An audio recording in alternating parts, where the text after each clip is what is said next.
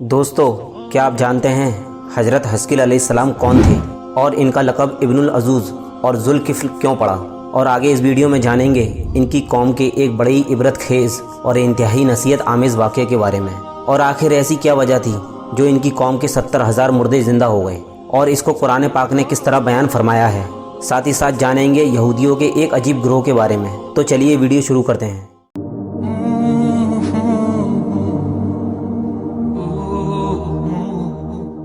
السلام علیکم دوستو، استقبال ہے آپ کا اپنے YouTube channel Islamic knowledge Hindi پر۔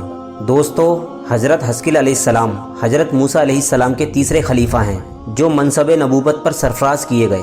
حضرت موسیٰ علیہ السلام کی وفات اقدس کے بعد آپ کے خلیفہ اول حضرت یوشع بن نون علیہ السلام ہوئے، جن کو اللہ تعالیٰ نے نبوت عطا فرمائی۔ ان کے بعد حضرت کالب بن یوحنا علیہ السلام حضرت موسیٰ علیہ السلام کی خلافت سے سرفراز ہو کر مرتبہ نبوت پر فائز ہوئے۔ پھر ان کے بعد حضرت حزقیل علیہ السلام حضرت موسیٰ علیہ السلام کے جانشین اور نبی ہوئے۔ دوستو، حضرت حزقیل علیہ السلام کا لقب ابن العزوز یعنی بڑھیا کے بیٹے ہے۔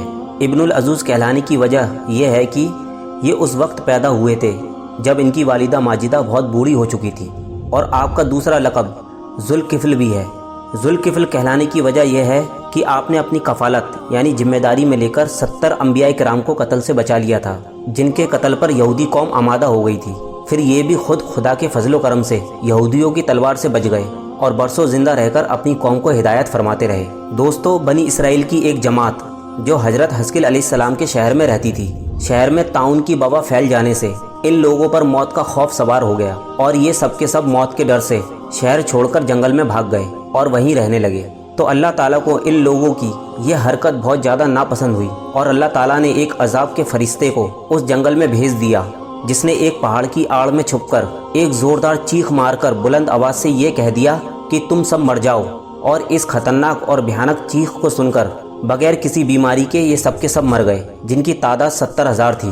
ان مردوں کی تعداد اس قدر زیادہ تھی کہ لوگ ان کے کفن و دفن کا کوئی انتظام نہیں کر سکے، اور ان مردوں کی لاشیں کھلے میدان میں بے غور و کفن 8 دن تک پڑی پڑی سڑنے لگیں، اور بے انتہا تعفن اور بدبو سے پورے جنگل بلکہ اس کے آس پاس کی جگہوں میں بھی بدبو پھیل گئی۔ تو پھر کچھ لوگوں نے ان کی لاشوں پر رحم کھا کر چاروں طرف سے دیوار اٹھا دی تاکہ یہ لاشیں درندوں سے محفوظ رہیں۔ پھر دوستو، کچھ دنوں کے بعد ہوا یہ کہ حضرت حزقیل علیہ السلام کا اس جنگل سے گزر ہوا، تو آپ نے اپنی قوم کے 70,000 انسانوں کی اس موت ناگہانی اور بے غور و کفن لاشوں کا ڈھیر دیکھ کر رنج و غم سے آپ کا دل بھر گیا، اور آپ دیدہ یعنی آپ رونے لگے، اور پھر حضرت حزقیل علیہ السلام باری تعالیٰ کے دربار میں دکھ بھرے دل سے گڑ گڑا کر دعا مانگنے لگے کہ یا اللہ، یہ میری قوم کے افراد تھے جو اپنی نادانی سے یہ غلطی کر بیٹھے کہ موت کے ڈر سے شہر چھوڑ کر جنگل میں آ گئے۔ یہ سب میرے شہر کے باشندے ہیں، ان لوگوں سے مجھے انس یعنی محبت تھی، اور یہ لوگ میرے سکھ دکھ کے ساتھی تھے۔ افسوس کہ میری قوم ہلاک ہو گئی اور میں بالکل اکیلا رہ گیا۔ اے میرے رب، یہ وہ قوم تھی جو تیری حمد کرتی، تیری توحید کا اعلان کرتی اور تیری کبریائی کا خطبہ پڑھتی تھی۔ آپ بڑے سوزے دل کے ساتھ دعا میں مشغول تھے کہ آپ پر یہ وحی اتر پڑی، اے حزقیل علیہ السلام، آپ ان کی بکھری ہوئی ہڈیوں سے فرما دیجئے کہ اے ہڈیوں، بے شک اللہ تعالیٰ تم کو یہ حکم دیتا ہے کہ تم اکٹھا ہو جاؤ۔ یہ سن کر بکھری ہوئی ہڈیوں میں حرکت پیدا ہوئی، اور ہر ایک شخص کی ہڈی جمع ہو کر ہڈیوں کے ڈھانچے بن گئے۔ پھر یہ وحی آئی کہ اے حزقیل علیہ السلام، آپ فرما دیجئے کہ اے ہڈیوں، تم کو اللہ تعالیٰ یہ حکم دیتا ہے کہ تم گوشت پہن لو۔ یہ کلام سنتے ہی فوراً ہڈیوں کے ڈھانچوں پر گوشت پوست چڑھ گیا۔ پھر تیسری بار یہ وحی نازل ہوئی، اے حزقیل علیہ السلام، آپ کہہ دو کہ اے مردو، خدا کے حکم سے تم سب اٹھ کر کھڑے ہو جاؤ۔ آپ کی زبان سے یہ جملہ نکلتے ہی 70,000 لاشیں دم زدن میں ناگہاں یہ پڑتی ہوئی کھڑی ہو گئیں، سبحانک اللہم و بحمدک لا الہ الا انت۔ ترجمہ: بے شک اللہ پاک ہے اور اس کے سوا کوئی معبود نہیں۔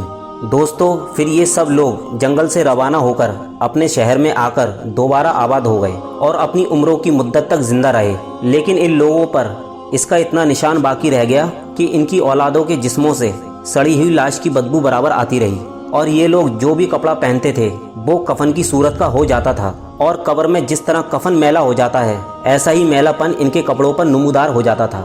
دوستو، آپ یہ بات جان کر حیران ہو جاؤ گے کہ یہ اثرات آج تک ان یہودیوں کے ایک گروہ میں پائے جاتے ہیں جو ان لوگوں کی نسل سے باقی رہ گئے۔